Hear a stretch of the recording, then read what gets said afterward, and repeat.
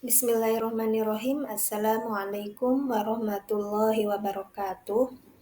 Saya Fudo Nur Hidayah akan menyajikan mata pelajaran Pendidikan Agama Islam dan Budi Pakerti untuk SD kelas 6 dengan tema mengamalkan puasa sunnah. Baik adik-adik semua, sebelum kita memasuki materi, mari kita berdoa bersama-sama dengan membaca basmalah. Bismillahirrahmanirrahim.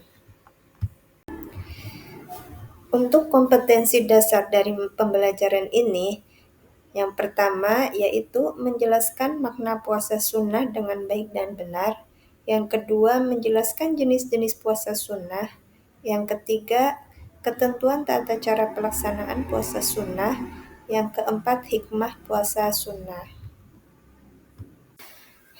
Adik-adik semua tentu sudah melaksanakan puasa, khususnya puasa wajib. Terus bagaimana dengan puasa sunnah? Apa sudah pernah melaksanakannya? Baik, mari kita bahas. Apa itu puasa sunnah? Maknanya bagaimana? Puasa berasal dari bahasa Arab yaitu saum atau siam yang artinya menahan diri. Sedangkan menurut istilah bahwa puasa adalah menahan diri dari segala sesuatu yang membatalkan puasa seperti makan dan minum mulai dari terbit fajar sampai terbenam matahari. Jadi puasa sunnah merupakan ibadah puasa yang dianjurkan untuk dikerjakan pada waktu-waktu tertentu sebagai tambahan amalan serta penyempurnaan ibadah wajib lainnya. Namanya puasa sunnah, maka hukumnya sunnah.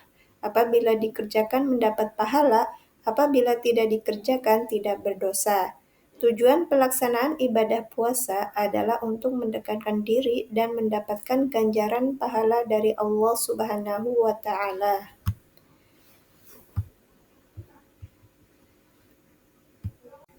Kemudian setelah adik-adik memahami makna puasa sunnah, sekarang kita akan mengetahui jenis-jenis puasa sunnah. Apa saja jenis-jenis puasa sunnah itu? Yang pertama ada puasa Syawal, yaitu berpuasa 6 hari pada bulan Syawal atau puasa setelah Hari Raya Idul Fitri. Kemudian ada puasa Senin Kamis, yaitu berpuasa pada setiap hari Senin dan Kamis. Puasa ini disunahkan karena hari tersebut adalah hari kelahiran Nabi dan hari diangkatnya amalan. Kemudian yang ketiga ada puasa Nabi Daud, yaitu sehari berpuasa dan sehari tidak berpuasa. Puasa ini disunahkan menurut kebiasaan yang dilakukan oleh Nabi Daud alaihi salam. Selanjutnya yang keempat ada puasa Arafah, yaitu berpuasa pada tanggal 9 Dzulhijjah atau 1 hari sebelum Hari Raya Idul Adha. Kemudian yang kelima ada puasa Tasyu'ah, yaitu berpuasa pada tanggal 9 Muharram dengan tujuan untuk mengiringi pelaksanaan puasa sunnah pada tanggal 10 Muharram. Puasa sunnah ini dilakukan adalah sebagai pembeda pelaksanaan puasa orang Yahudi yang dilakukan hanya pada tanggal 10 Muharram saja. Kemudian yang keenam ada puasa di pertengahan bulan Qamariyah atau disebut puasa Ayyamul Bid atau disebut hari-hari putih. Disebut hari-hari putih karena hari di mana bulan terlihat terang pada malam harinya. Biasanya terjadi pada tanggal 13, 14, dan 15. Kemudian jika adik-adik ingin mengamalkan puasa sunnah atau berpuasa sunnah, maka adik-adik harus mengetahui ketentuan tata cara pelaksanaan puasa sunnah. Apa saja ketentuan tersebut? Yang pertama yaitu syarat syah puasa sunnah, yaitu 1. Islam. Yang kedua mumayyiz, yaitu anak yang telah dapat membedakan antara hal bermanfaat dan berbahaya bagi diri sendiri. Kemudian yang ketiga suci. Jadi bagi perempuan atau adik-adik yang sudah haid, maka ketika sedang haid tidak boleh melaksanakan puasa. Tetapi ketika setelah bersuci dari haid, boleh melaksanakan puasa. Kemudian selanjutnya yang keempat yaitu berpuasa pada waktu yang diperbolehkan. Waktu-waktu yang tidak diperbolehkan contohnya itu puasa pada hari raya Idul Fitri, Idul Adha, kemudian hari tasyrik, dan lain sebagainya. Kemudian yang kelima, kalau sebagai muslimat yang sudah bersuami, maka wajib mendapatkan izin dari suami. Kemudian ada rukun puasa. Apa rukun puasa itu? Yang pertama niat, yaitu berniat melaksanakan puasa pada malam harinya. Yang kedua menahan, yaitu menahan diri dari hal-hal yang membatalkan puasa di siang hari, mulai terbit fajar hingga tenggelam matahari. Kemudian, bagi adik-adik yang ingin melaksanakan puasa sunnah, perlu memperhatikan hal-hal yang membatalkan puasa sunnah. Apa saja hal-hal yang membatalkan puasa sunnah? Yang pertama, yaitu makan dan minum dengan sengaja. Jika seseorang sengaja memasukkan makanan atau minuman ke mulut sampai ke perut, maka puasanya batal. Jadi adik-adik ketika berpuasa tidak boleh makan dan minum dengan sengaja. Walaupun tidak ada yang melihat, tetapi Allah tetap melihat. Maka jangan sampai melakukan perbuatan makan dan minum ketika berpuasa. Kemudian yang kedua, memasukkan sesuatu ke dalam tubuh selain makan dan minum secara sengaja. Contohnya seperti berinfus, kemudian memasukkan obat lewat hidung, itu termasuk hal-hal yang membatalkan puasa. Kemudian yang ketiga, muntah dengan sengaja. Jadi, jika adik-adik muntah dengan sengaja, maka puasanya batal. Apalagi memang adik-adik sengaja dimuntahkan agar batal puasanya. Kemudian selanjutnya hal-hal yang membatalkan puasa yaitu berjima bagi suami istri yang puasa.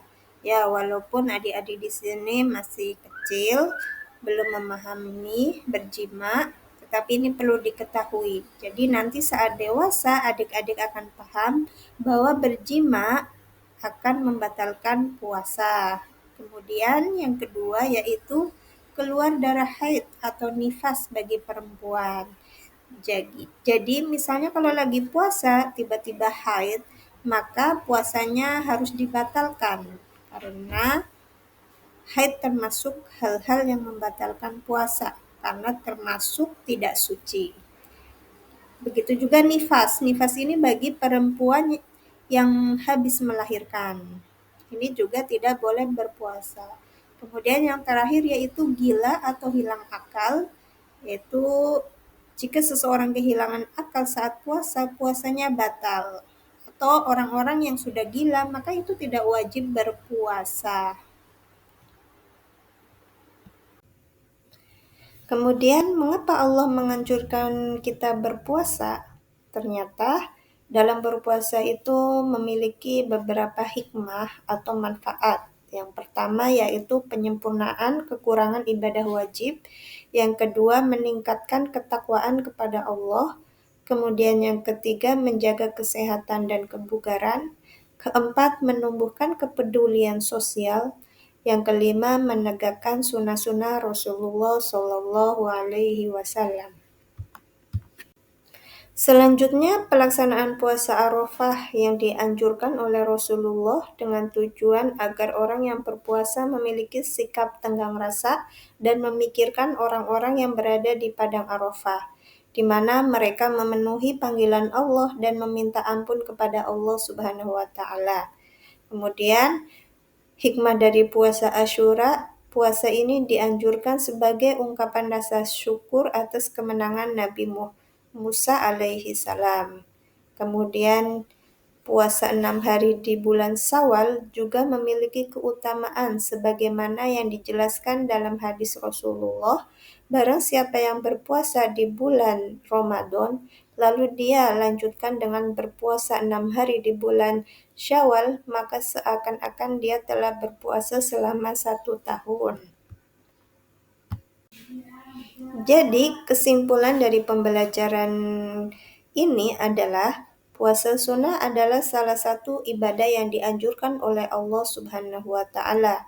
Puasa sunnah adalah berpuasa pada waktu tertentu, di mana hukum pelaksanaannya sunnah, artinya jika dikerjakan mendapat pahala, dan jika tidak dikerjakan tidak berdosa.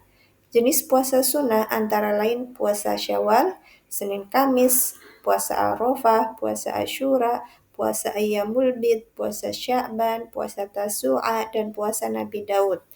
Kemudian tujuan pelaksanaan puasa sunnah adalah sebagai penyempurna ibadah wajib sebagai bukti ketaatan kepada Allah Subhanahu wa Ta'ala. Demikian penyampaian materi mengenai puasa sunnah. Semoga kita semua, adik-adik semua bisa mengamalkan puasa sunnah di rumah masing-masing. Baik, kita akhiri pembelajaran ini dengan mengucapkan hamdalah. Alhamdulillahirabbil alamin. Wassalamualaikum warahmatullahi wabarakatuh.